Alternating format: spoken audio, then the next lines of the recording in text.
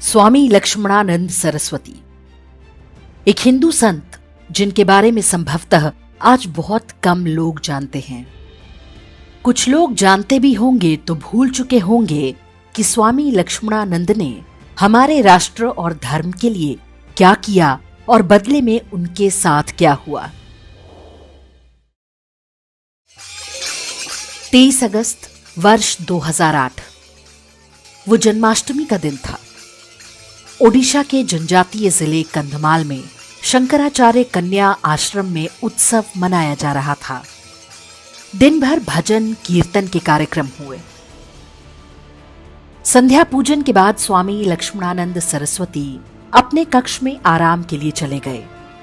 तभी पूरा आश्रम गोलियों की तड़तड़ाहट से गूंज उठा। 25 से 30 हमलावरों ने स्वामी जी के कक्ष को चारों ओर से घेर लिया। AK-47 राइफलों से अंधाधुंध गोलियां चलाई जाने लगी। स्वामी लक्ष्मणानंद को ढूंढकर गोली मार दी गई। वहां उपस्थित 4 अन्य संत भी इस गोलीबारी का शिकार बने। हत्यारे इतने से ही संतुष्ट नहीं थे। उन्होंने स्वामी लक्ष्मणानंद सरस्वती के शव को कुल्हाड़ी से काट डाला। 84 वर्ष के एक सन्यासी के बर्बर हत्याकांड ने पूरे भारत को झकझोर दिया। कंधमाल के ग्रामीणों में भारी गुस्सा था। सबको पता था कि हत्यारे कौन हैं। पहले भी 8 बार जानलेवा हमले हो चुके थे। अंतिम और सबसे योजनाबद्ध हमले के लिए जन्माष्टमी की रात को चुना गया, ताकि सीधे साधे ग्रामीणों को संदेश दिया जा सके कि अपनी संस्कृति, परंपरा और धर्म को छोड़कर ईसाई बनने में ही उनकी भलाई है।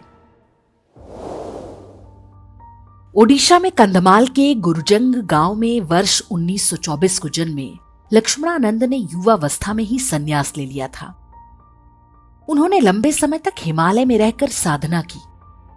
ईश्वरीय प्रेरणा से वे वर्ष 1968 में कंधमाल लौट आए। यहां उन्होंने जो देखा उससे वे बहुत व्यथित हो उठे। ईसाई मिशनरियां यहां बड़े पैमाने पर धर्मांतरण करा रही थीं, जिससे जनजातीय संस्कृति, पूजा पद्धति और परंपरा के आगे गंभीर संकट खड़ा हो गया था। ईसाई मिशनरियों ने कंधमाल में वर्षों से साथ रहने वाले डुंगरिया कोंद ट्राइब और अनुसूचित पानो जाति के लोगों को आपस में लड़ा रखा था। बड़ी संख्या में पानो समुदाय के लोगों को ईसाई बनाने के बाद अब उनकी गिद्ध दृष्टि कोंद जनजाति पर थी। कोंद समुदाय के लोग बहुत स्वाभिमानी और धर्म परायण होते हैं। वे नियमगिरी पर्वत और नदियों को अपना ईश्वर मानते हैं। कोंद समुदाय के लोग ईसाई मिशनरियों के झांसे में नहीं आए। स्वामी लक्ष्मणानंद ने लोगों को एकजुट और जागरूक करना आरंभ किया। उन्होंने सबसे पहले जनजातीय और दलित समुदायों को शिक्षा से जोड़ा, ताकि वे अपने हित, अहित और चर्च की बुरी नीयत को समझ सकें। ये एरिया को स्वतंत्र खिस्तान बनाने के लिए उनका जो इरादा था, भगवान ने हमको हिमालय से भेज दिया, वो रुक गए। इसीलिए स्वामी जी भगाओ या हम लोग को ईसाई तान बनाएंगे।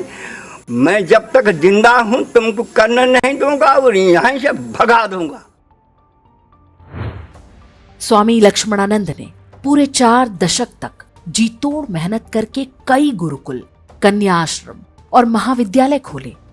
स्थानीय लोगों के सहयोग से ढेरों स्थानीय प्राचीन मंदिरों का जीर्णोद्धार भी कराया। स्वामी लक्ष्मणानंद वेदांत दर्शन और संस्कृत व्याकरण में भारत के सर्वश्रेष्ठ विद्वानों में गिने जाते थे। उन्हें वेदांत केसरी की उपाधि दी गई थी। उनके गुरुकुल में संस्कृत सीखने के लिए बड़ी संख्या में जनजातीय और दलित समुदायों की बालिकाएं आती थीं। स्वामी जी ने गाय पालन और आधुनिक कृषि से ग्रामीणों को परिचित कराया, जिससे कंधमाल और आसपास के लोगों के जीवन स्तर में सुधार होने लगा था। वर्ष 1986 में स्वामी लक्ष्मणानंद ने भगवान जगन्नाथ मंदिर के देवी देवताओं को एक रथ में बिठाया और 3 महीने तक ओडिशा के वनवासी जिलों से होकर यात्रा निकाली। इस अनोखी रथ यात्रा में ग्रामीणों को शराब से दूर रहने, अंधविश्वास और सामाजिक कुरीतियां त्यागने का प्रण दिलाया जाता। इसी के बाद वे ईसाई मिशनरियों के निशाने पर आ गए, क्योंकि धर्मांतरण के लिए उनका सबसे कारगर उपाय नशाखोरी और अंधविश्वास था। ये वो समय था जब ईसाई मिशनरियां जब चाहे किसी आदिवासी परिवार की जमीन हड़प लेती थीं। अनपढ़ और गरीब आदिवासी अपने अधिकारों के प्रति इतने सचेत भी नहीं थे कि वे थाने या कोर्ट जाकर शिकायत कर सके। स्वामी लक्ष्मणानंद ने लोगों को एकजुट करके कानूनी रूप से लड़ने के लिए जागरूक करना आरंभ किया। ओडिशा के जनजातीय क्षेत्रों में स्वामी लक्ष्मणानंद के बढ़ते प्रभाव से ईसाई मिशनरियों का धंधा बंद होता जा रहा था। दूसरी ओर सोनिया गांधी के नियंत्रण वाली केंद्र सरकार ने धर्मांतरण गिरोहों को देश भर में खुली छूट दे रखी थी। विदेशों से भारी फंडिंग आ रही थी। उन दिनों हिंदुओं को आतंकवादी और हिंसक सिद्ध करने के लिए कांग्रेस ने पूरी शक्ति झोंक रखी थी। ये वो परिस्थितियां थीं जिन्होंने ओडिशा के इस सबसे लोकप्रिय संत की हत्या की पृष्ठभूमि तैयार कर दी। वर्ष 2007 के दिसंबर महीने में कंधमाल के ब्राह्मणी गांव के पास स्वामी लक्ष्मणानंद की कार पर एक भीड़ ने हमला किया। उस हमले में स्वामी जी बाल बाल बच गए। उनके ड्राइवर और सुरक्षाकर्मी को चोटें आईं। स्वामी लक्ष्मणानंद ने बताया कि हमलावर कह रहे थे कि दिल्ली में हमारी सरकार है, हम कुछ भी कर सकते हैं। उस हमले में कांग्रेस के राज्यसभा सांसद राधाकांत नायक का नाम सामने आया था। राधाकांत नायक 1962 बैच का IAS अधिकारी था। वो ईसाई बन चुका था, लेकिन हिंदू पहचान में रहते हुए मिशनरी का काम कर रहा था। आरोप है कि राधाकांत नायक दुनिया भर में धर्मांतरण के लिए कुख्यात अमेरिकी NGO वर्ल्ड विजन के लिए काम करता था।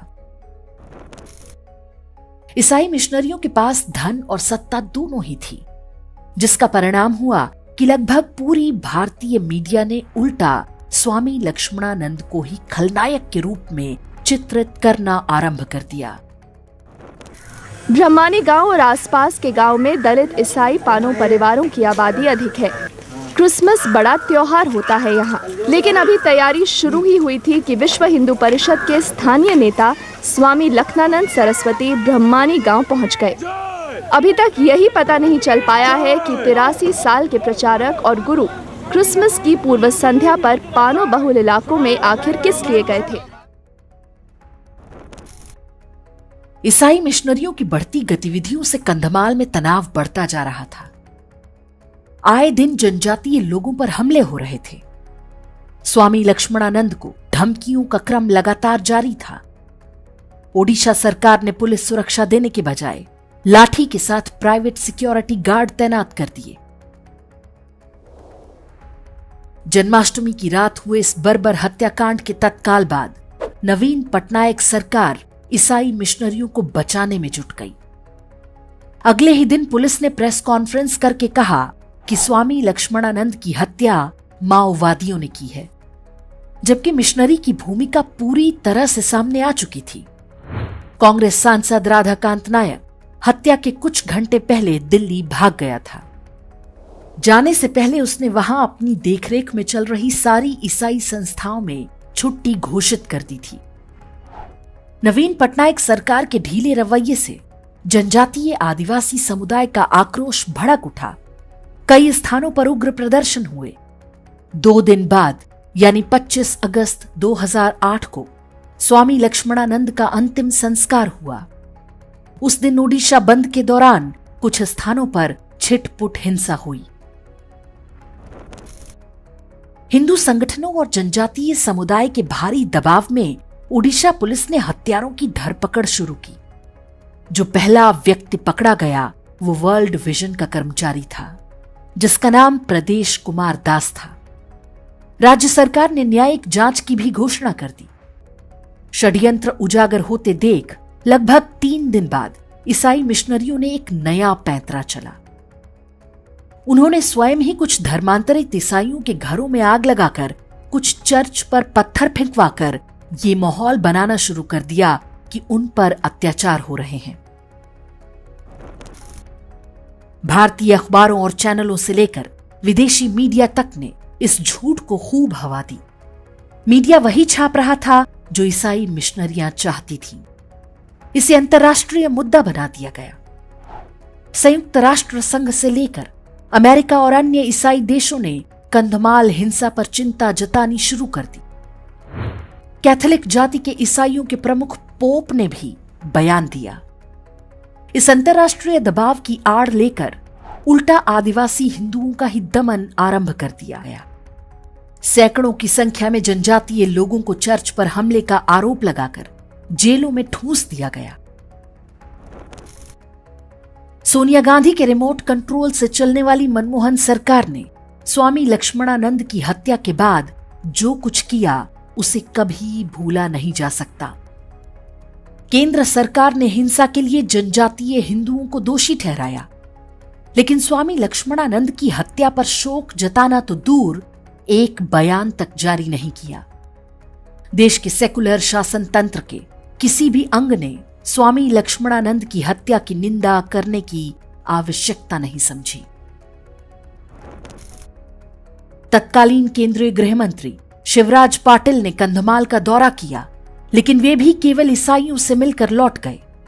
उन्होंने स्वामी लक्ष्मणानंद की हत्या से जुड़े किसी प्रश्न का उत्तर तक नहीं दिया। केंद्र और ओडिशा की सरकारों ने कंधमाल में हिंसा पीड़ितों के लिए वित्तीय सहायता की घोषणाएं की। आरोप है कि अधिकांश पैसा ईसाई बन चुके लोगों को ही दिया गया।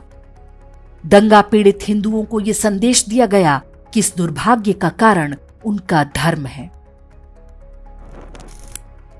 ओडिशा पुलिस की जांच में माओवादियों को दोषी ठहराया गया। चार्जशीट में नक्सली नेता सब्यसाची पांडा का भी नाम आया।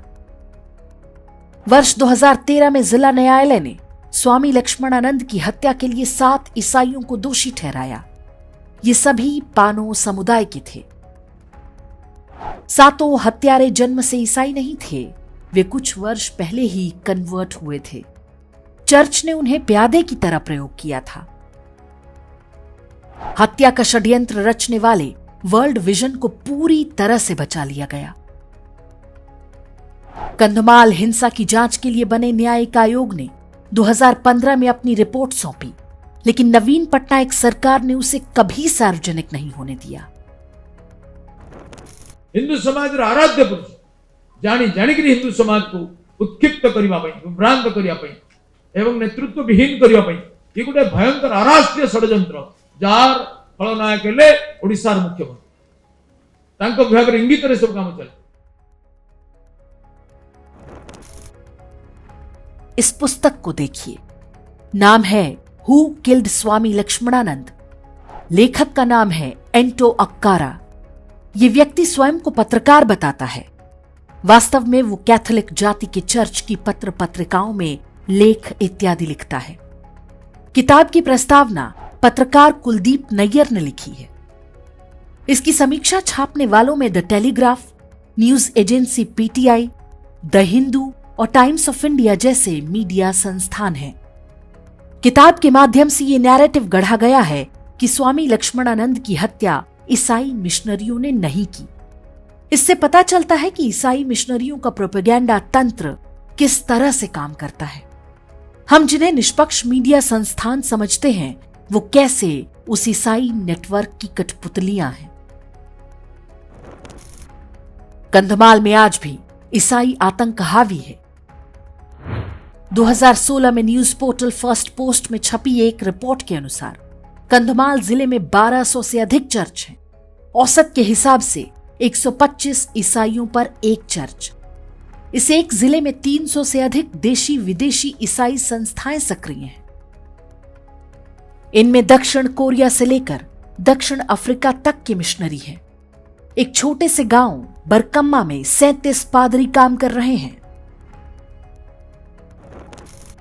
केंद्र में भाजपा सरकार बनने के बाद ईसाई धर्मांतरण गिरोहों की विदेशी फंडिंग बहुत हद तक कम हुई है। स्वामी लक्ष्मणानंद की हत्या का षड्यंत्र रचने वाले वर्ल्ड विजन का FCRA रजिस्ट्रेशन रद्द किया जा चुका है। इसके कारण कई ईसाई मिशनरियां बोरिया बिस्तर समेटकर भारत छोड़ने को विवश हो रही हैं। ओडिशा में 1967 से ही एंटी कन्वर्जन लॉ लागू है। इसके बावजूद जनजातियों और उनकी परंपराओं के साथ जैसा खिलवाड़ होने दिया गया, वो भारत के सेकुलर तंत्र के बारे में बहुत कुछ कहता है। ईसाई मिशनरियों ने स्वामी लक्ष्मणानंद सरस्वती के शरीर की तो हत्या कर दी, लेकिन वे उनकी आध्यात्मिक चेतना को नहीं मार सके। समाज में उन्होंने जो जागृति पैदा की, वो हर दिन के साथ फल फूल रही है। ये बताती है कि जीवित समाज अपनी लड़ाई अपने दम पर लड़ते हैं। वे किसी सरकार या सत्ता के भरोसे नहीं बैठते। स्वामी लक्ष्मणानंद ने कंधमाल में जो क्रांति की, आवश्यकता है कि हम उसे पूरे देश में फैलाएं। एक साहसी वीर सन्यासी का बलिदान तभी सफल होगा।